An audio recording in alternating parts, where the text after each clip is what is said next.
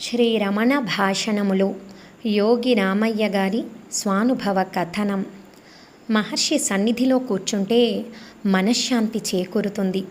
3-4 గంటలు నేను సమాధిలో గడిపేవాణ్ణి.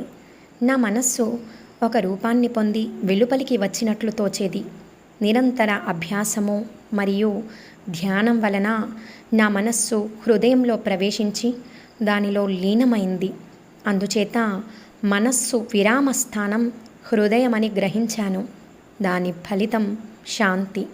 మనస్సు హృదయంలో లీనమైనప్పుడు ఆత్మ సాక్షాత్కారం కలుగుతుంది. ఈ విషయం ధారణా స్థితిలో కూడా అనుభవం అవుతుంది. ధ్యానాన్ని గురించి వివరించమని అడిగితే మహర్షి ఇలా అన్నారు. ఎవరైనా చనిపోతే వానికి చితి పేర్చి దేహాన్ని దానిపై పడుకోబెట్టి చితికి నిప్పు ముట్టిస్తారు. మొదట చర్మము, తరువాత కండరాలు, ఆ వెనుక ఎముకలు సర్వము కాలి భస్మమవుతాయి. ఆ మీద ఉన్నదేమి? మనస్సు. దేహంలో ఉన్న మనస్సులెన్ని? 1, 2 అని ప్రశ్న.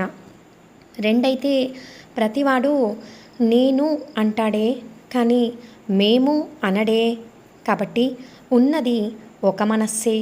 దాని పొట్టుకెక్కడా? దాని స్వరూపమేమిటి? ఇలా విచారణ చేస్తూ పోతే మనస్సు లయమవుతుంది. ఆ తరువాత మిగిలేదే నేను. నేనెవరు? ఇది తరువాతి ప్రశ్న. నేను కేవలము ఆత్మను. ఇది ధ్యానము. నేనట్లే అభ్యసించాను. ఈ పద్ధతిలో దేహవాసన నశిస్తుంది, అహంకారం నశిస్తుంది.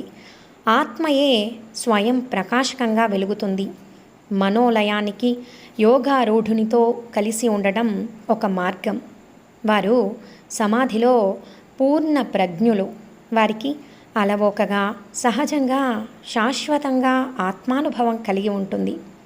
వారితో మెలుగుతూ సహానుభవ సంపర్కాలు పెంచితే వారి వలన సమాధి స్థితిని క్రమంగా అలవాటు చేసుకోవచ్చును అని అన్నారు.